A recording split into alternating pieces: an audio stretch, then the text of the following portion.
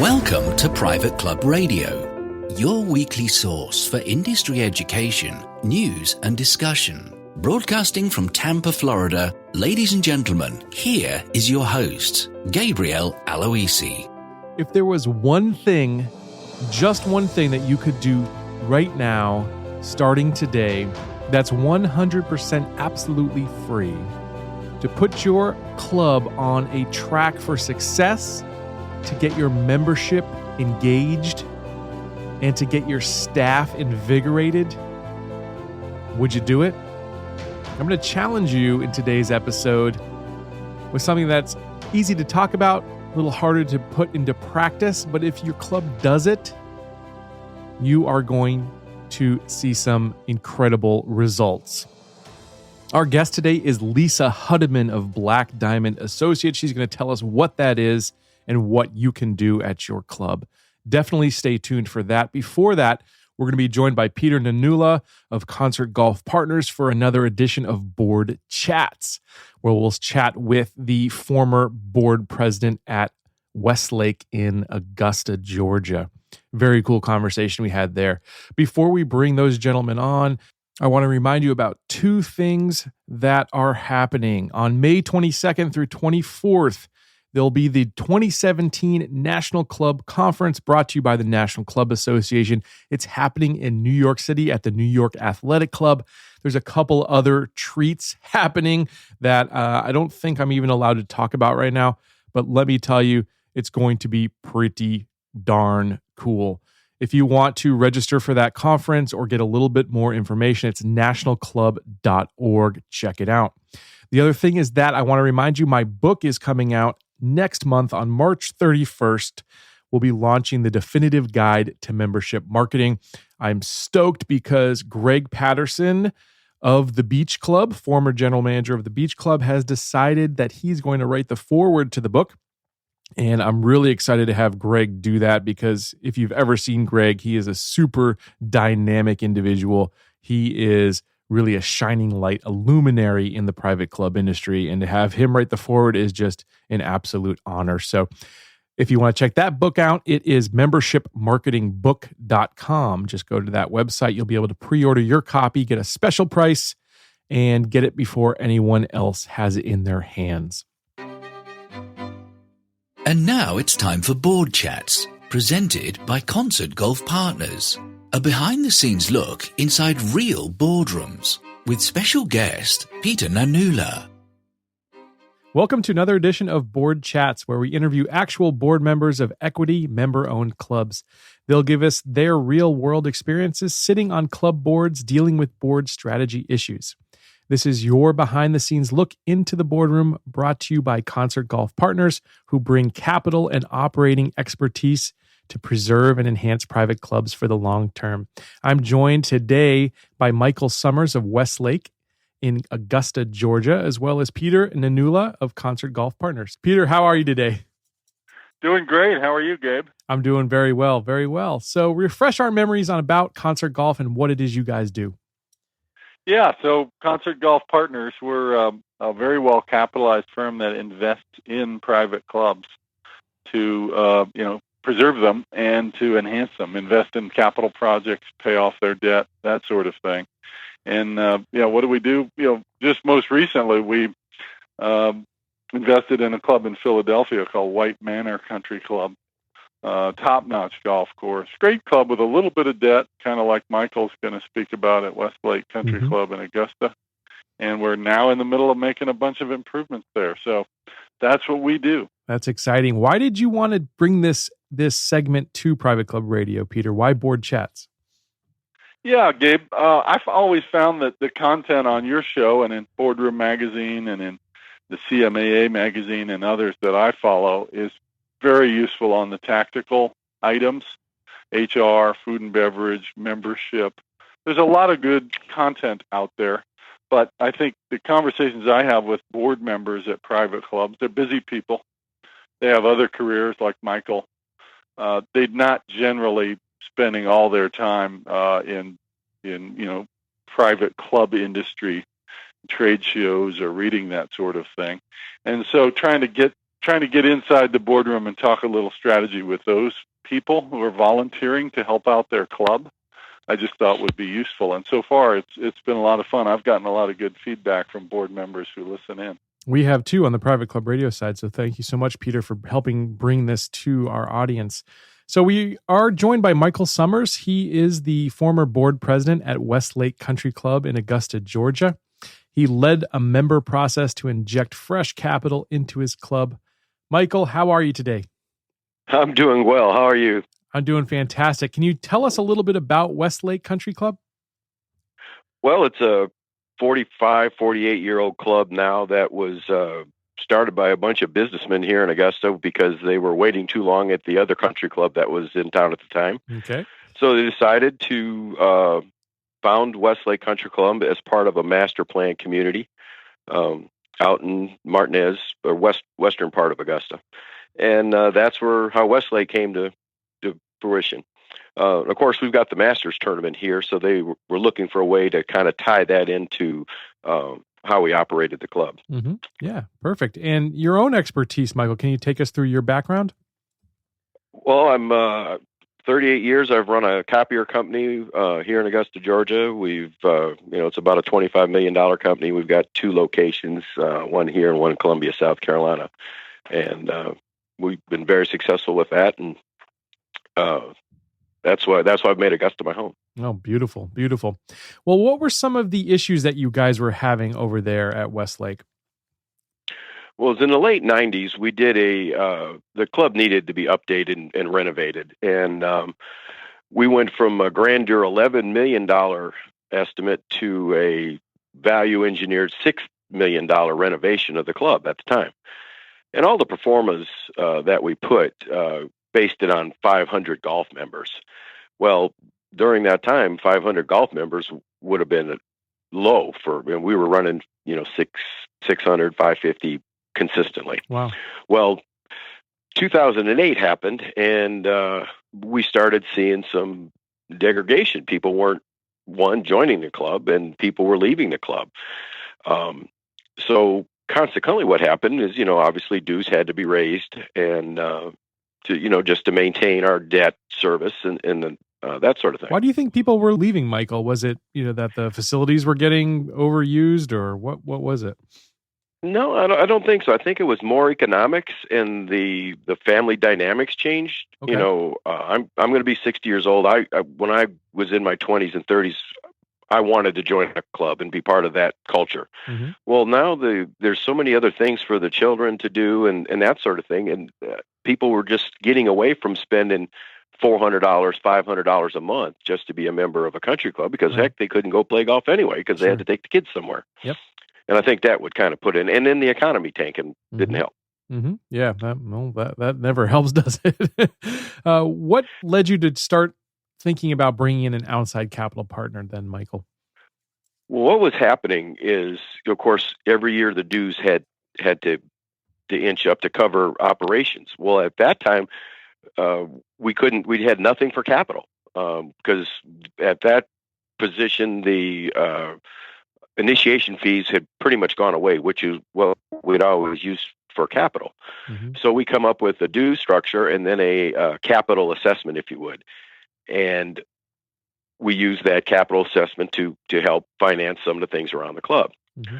Well, every time we did a capital assessment, we'd lose a few more members because they didn't want to pay anymore. And so the next year, the capital assessment had to get bigger. And then by the time it was getting toward the end, 2012, 2013, those assessments we had to use for operations. Mm. So we were looking at, a full golf member, have a dues increase every year, a capital increase every year, and their capital wasn't going to capital, it was going to operations. Right. And that's when I talked with Peter. Wow. What other options were you considering in addition to Peter's group? There was a group of members at the club that thought that they could generate enough interest to generate some money to keep it private. Mm-hmm. But when it came down to talking numbers, the 50 guys that they were talking down turned down to be about 5. Mm-hmm. And that just kind of fell through. Sure. We went through the process. We brought in 2 other people like Peter's company to take a look at it, and created a vetting committee which consisted of myself, some other board members, and non-board members to kind of vet the process between the different people that were interested in capitalizing our club. Sure. Peter, let me throw it over to you for a second. What about Westlake was intriguing? What was their secret sauce that you saw? Yeah, great golf course. If you go there, Gabe, if you're ever in town for the Masters, please give me a call. We'll set you up. They've always had a fantastic golf course at Westlake, so good bones in that respect. They had nice clubhouse facilities, tennis, swimming, amenities. They had the whole amenity package that a modern club needs. I would say, they had the typical capital challenges that we're able to fix, right? There are some things we can't fix. If you've got a club location that's too far out, too small of a town, and there's just never going to be enough affluent member candidates, we can't really fix that. Right. But they had all the amenities. They had a fantastic golf course, and getting rid of the debt, we always do. We pay it off. And investing some capital, like Michael said, to kind of finish off some capital projects at the clubhouse, golf course, pool, tennis. Now, that's just a bunch of extra money that your typical equity club has trouble assessing for without losing 10, 20 members. Yep. And we'll just pay for it, right? So it had fixable issues with good amenities. Right. So, Michael, what was the dynamics like in terms of the board? Did you have a consensus on when you decided to go with concert golf? Was there some infighting? How did it go down? Well, we had to first get to the point where everybody believed that that was the solution, was to bring in somebody like Peter's group. And what I did is, after talking to Peter for the first time, and he sent me this presentation, what I did is I pulled together a group of all the past presidents that were still members of Westlake. And I bought them dinner. I said, come on and take a look at this.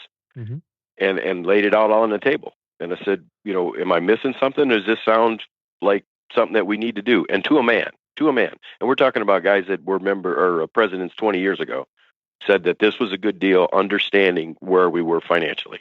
Right. Well, then the process, I took it to the full board. Well, not everybody agreed that we ought to do that. Everybody was afraid of losing control of the club,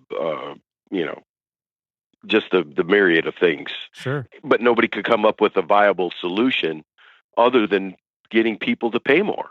Right. And we'd already gone through that, and people were at a breaking point where they weren't going to pay more without getting something substantial. And, like we did the cart pass, we had a $800 assessment, but they got cart pass. They could deal with that. Right. But getting a $250, $300 a year capital budget that wasn't being used for capital, that's when we had to do something. Yeah, I bet. So I bet it took some serious convincing. What was your recipe for that? It did. We had a series of town hall meetings with the members that wanted to come, and as we went through them, there was 3 of them, and we kind of laid out the options. One was selling to a third party. One was trying to refinance it ourselves with an in-house group, or, we're just going to have to pay more dues and more capital assessment. We can keep it like it is, but you're going to have to pay for it. Right. And then once people realized that was what was going to happen, we had the people that thought that, Concert or Club Corp or whoever was going to buy it and turn it into condos. Well, that wasn't practical. They were just kind of thinking, I don't know what they were thinking, but that wasn't the way. We knew that wasn't going to happen. And then we did that vetting committee, like I said, and we called other clubs that had been in each one of the company's programs, and decided at the end of the day that Concert was the one that best fit Westlake. Wow. So what were your biggest lessons from the process, Michael? One is, who your friends are.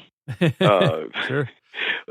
They're literally, because the difference between friends and acquaintances, and which that was a good time to find that out anyway. But once I was convinced that this was the way to go, I felt it was easy for me to portray it to my friends and other members and just be frank with them. And this is what's laying out. This is what'll happen. Mhm. And to Concert's credit, that once the deal went down, bulldozers showed up, and they redid our practice facility, and they've redone our ballroom. Things happened quickly, and people saw that happening quickly. So that kind of eased the angst that everybody had. Now, was it perfect? No. I'll be the first to admit that, but we've worked through it. The Concert's brought in some great people, and the membership is being energized with young people, the people that we couldn't attract because of the new pool and because of the new amenities and programs that are towards families and whatnot. And yeah, I can come out there with my old guys and play golf at a great golf course. That sounds like the best of both worlds. So you've actually had a membership increase since that's all gone down, it sounds like. Yeah, again, I'm not, intimate with the details, but I know I see a lot of new faces. I'll say that. Wow. If there's another club out there in the country who's in a similar spot and they want to make some capital improvements, they just don't have the budget and maybe their membership's dwindling, what would be your advice to them? My advice to them is to call people like me who's been through it. I know what they're going through, and I can tell them how we did it and why we did it. I run a copier company. I wasn't a country club manager, and I didn't want to be a country club manager. And having the professional management is what makes the club run, not having a bunch of businessmen who know how to count, do balance sheets and income statements. Right. But we need people that can run the club the way it needs to be run. Fantastic. Well, Michael, I really appreciate you coming on Private Club Radio and sharing your story. And Peter, thank you so much as well, once again, for bringing this segment to us so we get a little insight of what's happening behind these boardrooms. Hope you gentlemen have a great day. Yeah, thank you, sir. Both of you. Join us next month for another edition of Board Chats, presented by Concert Golf Partners. I'm joined today by Lisa Huetteman, managing partner and co-founder of Black Diamond Associates. She is a certified business coach and author of The Value of Core Values, 5 Keys to Success Through Value-Centered Leadership. After 20 plus years in corporate strategic business development roles, Lisa launched Black Diamond Associates in 2003 to help leaders transform themselves and their organizations to achieve the next level of success. Lisa has spoken to audiences across the globe, has coached executives in public, private, government, and nonprofit organizations, and is a contributing writer to 210 magazine and Financier Worldwide magazine. A lifelong learner, Lisa has a BBA from the University of Michigan and an MBA from the University of Tampa. Lisa, welcome to Private Club Radio. Thanks, Gabe. It's so nice to be with you today. Yeah. So, Lisa, I want to start off today and just first address the subject. What are core values and why should a club or a business have them? That's a good question. It's a great place to start. The core values are those non-negotiable principles that guide the behaviors and the decisions of everybody in the organization. So they are those things that define and shape the culture of the organization. And it is going to be unique to that organization in terms of who do they want to attract and what kind of environment they want to create so that you have happy, engaged, loyal employees who are attracting and retaining happy, loyal members in the case of clubs. Excellent. So is this is basically a set of principles or values that a club lives by. Would that be a good definition of it then? Absolutely. It's reflected in the behaviors and it's reflected in the decisions. That's how you guide how you're going to live. Exactly. I know the first time I ever saw you, Lisa, you were giving a talk about core values. This was probably 4 or 5 years ago, and that's what really got me interested in the subject. What got you interested in the subject of core values? Well, it seemed to me that there was a lot of press about companies that failed, executives that were going to jail, a lot of the failures of living values in the marketplace. And that seemed to be what was getting noticed. And I knew that there were a lot of stories of companies and executives who lived differently. And then I wanted to bring their stories to light because it seems that living your core values and profitability or sustainable business results are not diametrically opposed forces. They are actually, one leads to the other. And that's the story that I wanted to tell. How do you disseminate these core values generally, Lisa? Do you write them out? How do you actually go about making sure that your staff and your members and other people associated with your organization know what these core values are and what they stand for? Well, there's a couple of things, but the very, very first step is that the leadership of the organization has to own the values. And when I say that, it means that they're not negotiable in their own mind and in their own lives, that they, when faced with decisions, are going to make the decisions based on this. And usually where the rubber hits the road is where money's involved. So if it's going to cost me money, then I might follow the bottom line kind of a decision. Right. But if your core values are at stake, you don't dishonor them regardless of the cost financially. Sure. Because in the long run, it ends up being better for you. So let's step back to why this is so important, and then we can get into the how. Sure. Organizations are in business to attract and retain happy, loyal customers. So in the case of clubs, you're in the business of attracting and retaining happy, loyal members. And in general, it's much more expensive to get a new member or to get new customers than it is to retain old ones. And that loyalty is, they'll come and they'll spend more money with you. They'll play more golf. They'll buy more dinners. They will enjoy the club and recommend others to join, et cetera. So that happy loyalty is a more profitable way to be. Sure. That's not possible if within the organization, within the club, you don't have happy, loyal employees, because it's those relationships between the employees, the staff, and the members that is going to drive that long-term relationship. So if you have disgruntled employees, if you have a lot of turnover, all of those things are expensive because people come to work and they either quit and forgot to tell you, and so they're not very engaged in the work they do. They don't treat people well. They don't go above and beyond to serve the membership. And so it's that happy, loyal employee base that is more profitable as well, because we know turnover is expensive. Yeah, absolutely. It is. I have a story when my company was kind of nascent, just getting going. I had a client, he was my biggest client at the time, but he was an absolute jerk to one of my team members. And the first time it happened, I actually let it go. But the second time I said, no, I gotta do something about this.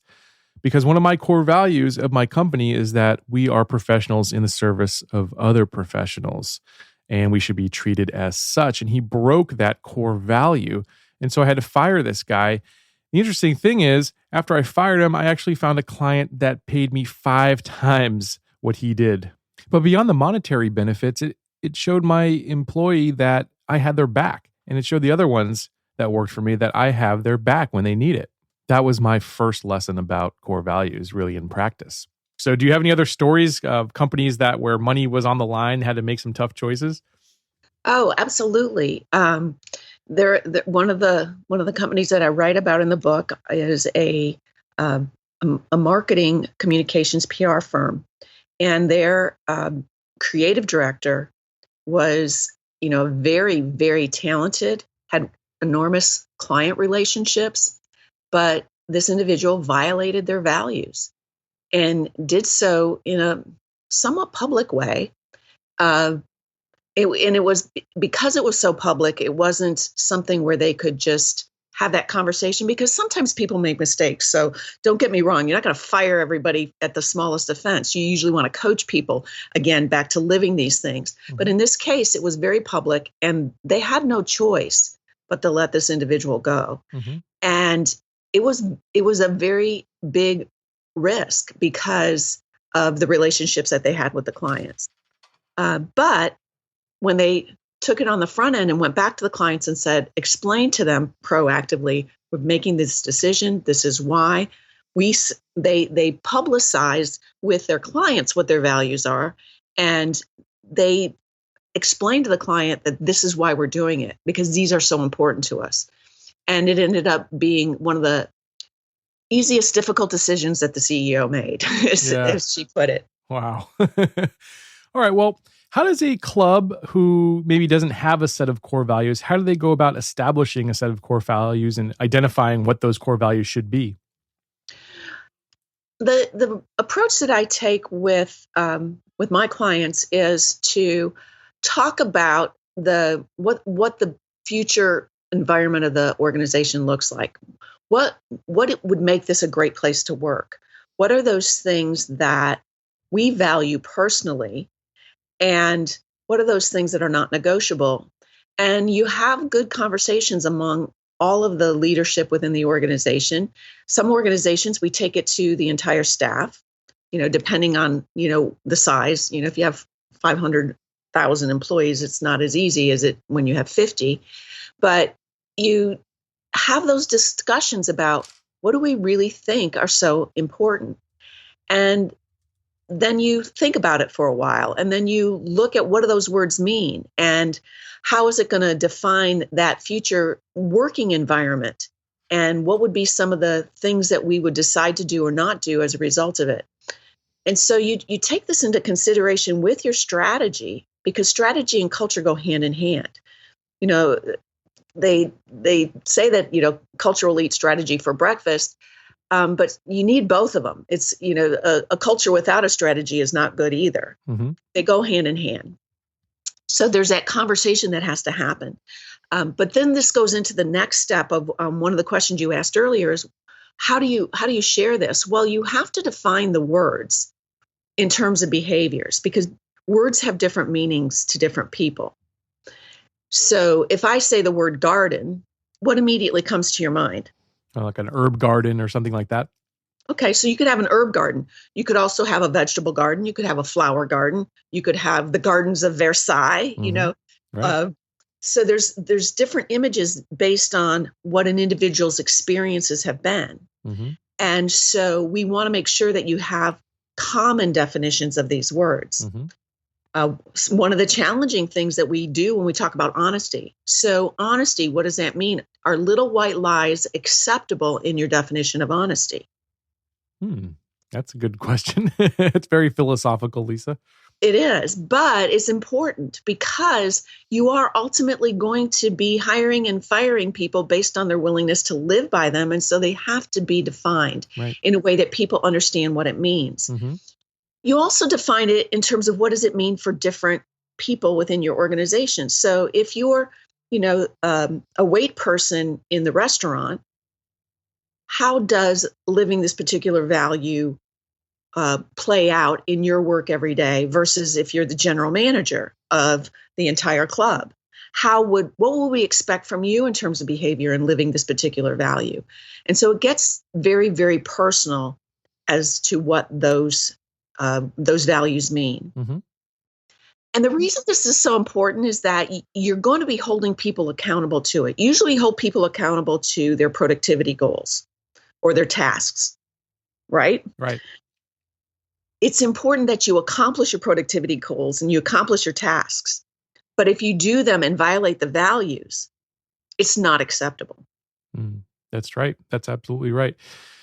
Do you have any examples of kind of where to start, some sort of a starting point that clubs could maybe take and run with? Yeah, I usually have a different kinds of conversations. So when you've got a list of those words that you think are core and common, and you know what, you don't want to have 15. 15's too many to remember, and 15, there's usually going to be conflicts between them, and then it becomes not core. Mm-hmm. Those non-negotiables. And when you have that conversation and you have the dialogue and discussion, and when you have the conversation about what the words mean, you usually can hone it down to somewhere between 3, 5, 7. It has to be a number that can be remembered. Okay. Okay. So you get that. And then the next step is to say, okay, and I usually just do this with flip chart paper around a room, and put at the top of the flip chart each value that you've defined, mm-hmm. and draw a line down the center of that flip chart. And on the left-hand side, have people write, what are the behaviors that, if we saw this, we would say that exemplifies this value, mm-hmm. That we do honor this value when we do these things. And on the other side of the flip chart, you write, we don't honor this value when we, so for example, one of my clients respect was one of their core values. And one of the employees wrote, "We don't honor this value when we show up late to work." Mm-hmm. And that was very telling of an issue that was going on within that organization. But it is also very telling in that you don't respect your coworkers, Right. you don't respect your employer, you don't respect your customers if you're showing up late. That's true. Yeah. No, that's awesome. Are they usually one word type things, or do you see sentences used? How do you usually draft these core values? Sometimes they're phrases, Mm-hmm. it's totally up to the organization as to what's meaningful to them. Mm-hmm. So you can Google different organizations and you can see some of them have phrases. Zappos is one of the more famous. Tony Hsieh, their CEO, has written books about the core values and creating that culture, because they were very concerned about, as they grew, that they wanted to maintain the culture that had allowed them to be successful when they were small. And creating wow. Mm-hmm. Or wowing the customer is one of their, it's a phrase. Sure. And that image of wow was important to them. Mm-hmm. Celebrate your weirdness. That's one of the values within Zappos. Now, what does weirdness mean at Zappos, and how does that play out? Well, the finance department will have a kazoo parade through customer service, and that may or may not be something that's attractive to you, and Right. you say, wow, I really want to work there. It's something that allows you to attract people who share those values and want to work in that environment. Yeah, I love that. Google has some good ones. Have you ever seen Google's core values? They have some pretty awesome ones themselves. Yes, they do. I can't speak to them by memory. Yeah. But I noticed that there are, and I've looked at others, like Netflix is another really great organization that's being very value centered. Mm-hmm. But I find that it doesn't matter the size of the organization. If you are a one-person solopreneur and you're about to hire your first employee, you need to know what those core values are that you want that individual to share with you, because they're going to be making decisions and working with you and expanding, what you would be doing yourself. Right. And that's what has to happen all the way down the line within every organization. Mm-hmm. That common shared ideal of what makes this a great place to work. Yeah, I love that. I have 12 of them at my company, and what I do is when I first hire somebody, their first design project is actually to draft a poster for what our core values are, something that we would display above their desk or something like that. So that way, it's kind of instilled in them right from day one when they start at my organization. Have you seen anything similar like that? Where how do you actually disseminate that information to your new hires and your new employees? Oh, great question. And that actually, I love that example. I mean, that is, and that, that in and of itself is indicative of what your organization is like. Let's create something. And, right. Yeah, exactly. Right? Yep. So, first of all, it starts before you hire them. Because if you are not screening your candidates based on the core values, then you're not serious about it. Mm-hmm. And so part of that means that your hiring process has questions that get to the underneath, what do these values, these words mean to that individual? How would they display them in their own life? Mm-hmm. What do they think they mean in terms of behaviors? So would you ask a direct question like, what does respect mean to you, basically? Is that how you go about it? Yes. Can you give me an example of a time when you failed to show respect? Mm-hmm. What happened and what did you do about it? Nice. I like that a lot. I've never done that, but I think that would be super helpful to actually find out what people are made of and if they fit your team or not. Exactly. I mean, it's so important. It's so much easier to teach a skill. It's not as easy to find that cultural fit, because ultimately, if there's not a good cultural fit, the individual's not going to be happy. Right. And it's going to pull down productivity of everybody around. And then you've got the bad apple for sure that does spoil. Sure. Yeah, spoils the bunch. Exactly. I always say that I can coach someone to become a great designer or a great marketer, but I can't I can't instill passion in somebody or the strive to be better or to learn. That those kind of things are ingrained in them, and if they don't have that to begin with, then that's kind of how I sort of screen people. But I love what you're saying there. Sure. I had a client where honesty was one of their core values, and this is back to, you have to own those values.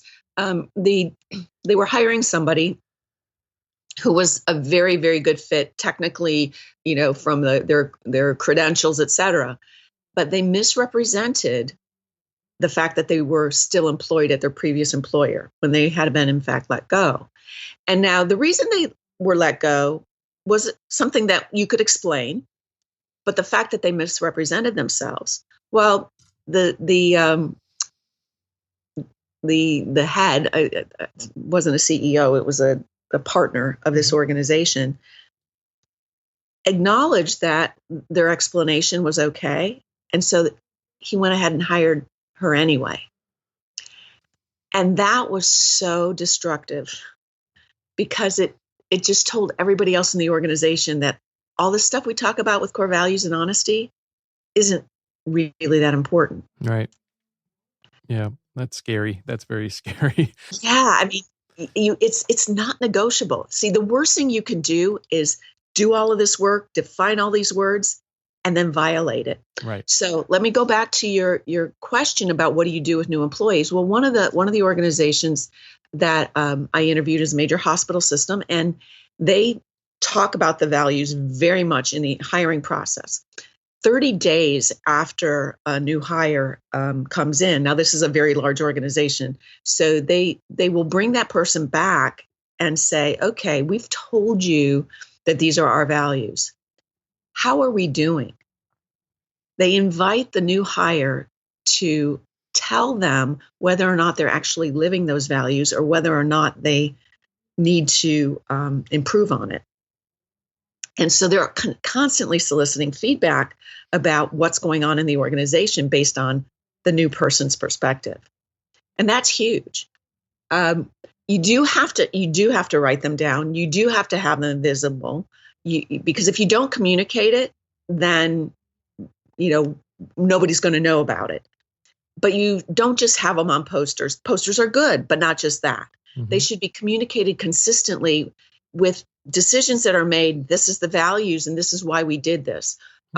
You're communicating them in your training materials. You're communicating them on your website. You're communicating them on your letterhead. You're communicating them on your employee badges. You're communicating them anywhere and everywhere so that they're a constant reminder. Mm-hmm. And especially when you put them out there to the public, you're now inviting the public to hold you accountable to them as well. Yeah, I love that. I have it right on my website, in fact. And I know the Ritz-Carlton, they give cards to, I think they're little laminated cards, and all the waiters and wait staff have them right in their pockets when they're serving.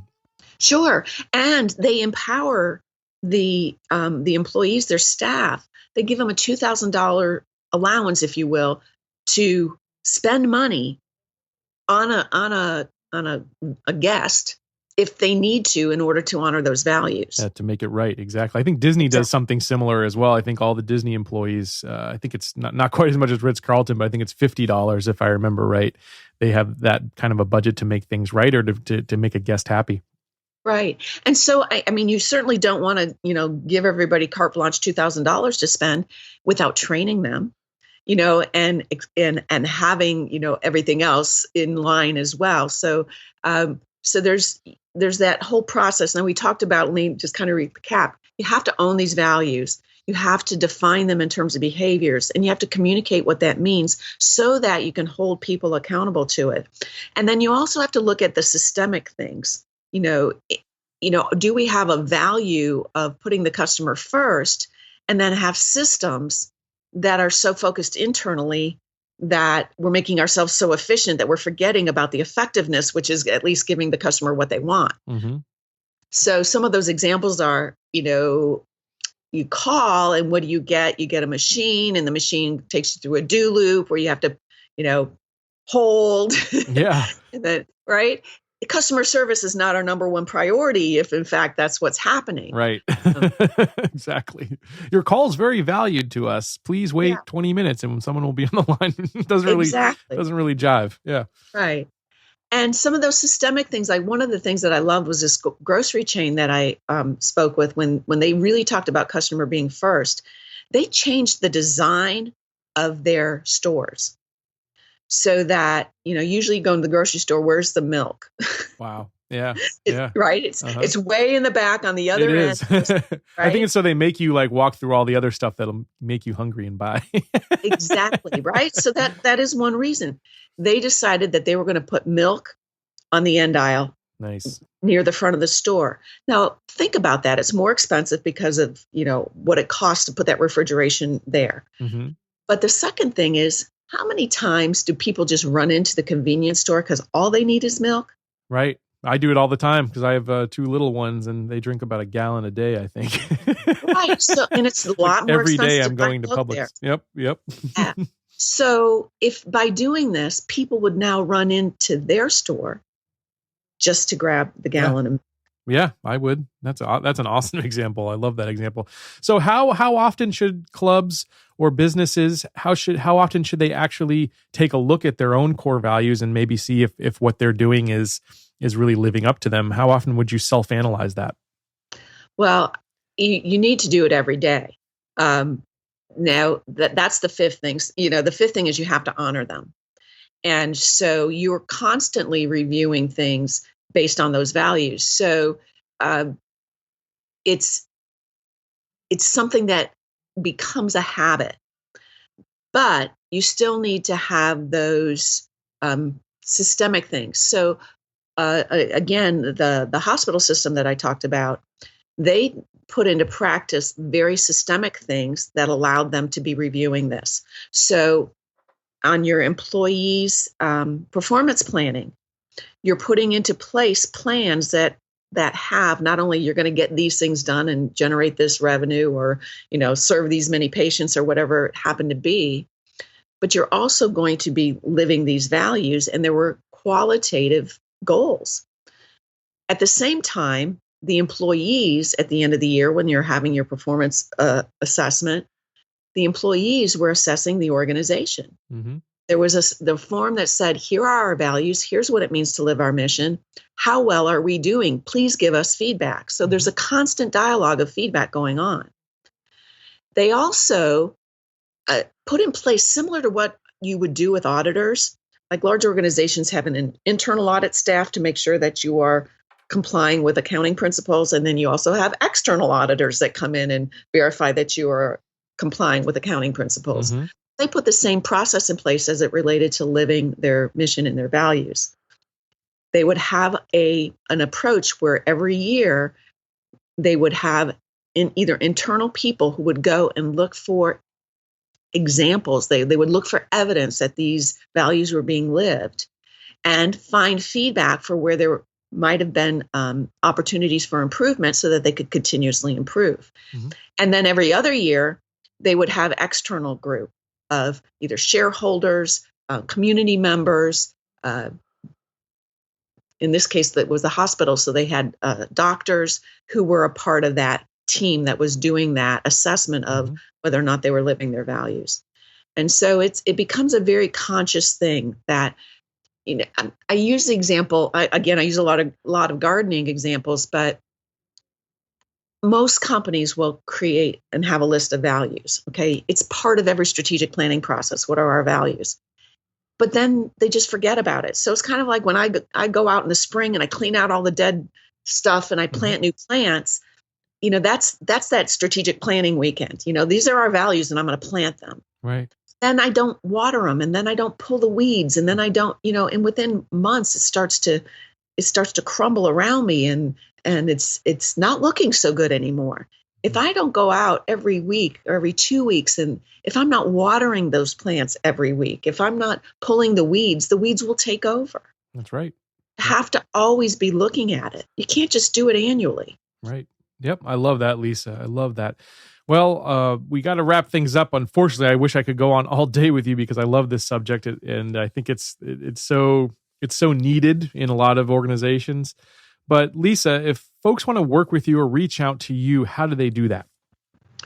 Well, the value of corevalues.com will give you access to my website. And I can be reached at Lisa at the THE hyphen black BLACK hyphen diamond DIAMOND.com. So Lisa at theblackdiamond.com with hyphens. And I really just want to sum it up by saying, the value of living your core values does play out financially. It is a more financial way, but in the qualitative way, it's just a better way to live. And it's not something that is a lot of effort without a lot of return. There's an enormous return, hence the value of core values. Thank you so much, Lisa. Thanks for joining us on Private Club Radio and sharing your wisdom with us today. Thanks, Gabe. It's been a pleasure. All right, so you have your homework from me this week. If you don't have a set of core values at your club, really, really consider putting some together. And if you already do, take a look at what you've been doing. Make sure that you're doing the proper things and living up to those core values in your club. I'll see you back here next week on Private Club Radio. And until then, here's to your membership success. Private Club Radio is brought to you by the Private Club Agency, the premier marketing and consulting firm dedicated to helping clubs increase and retain their membership. Visit privateclubagency.com to learn more.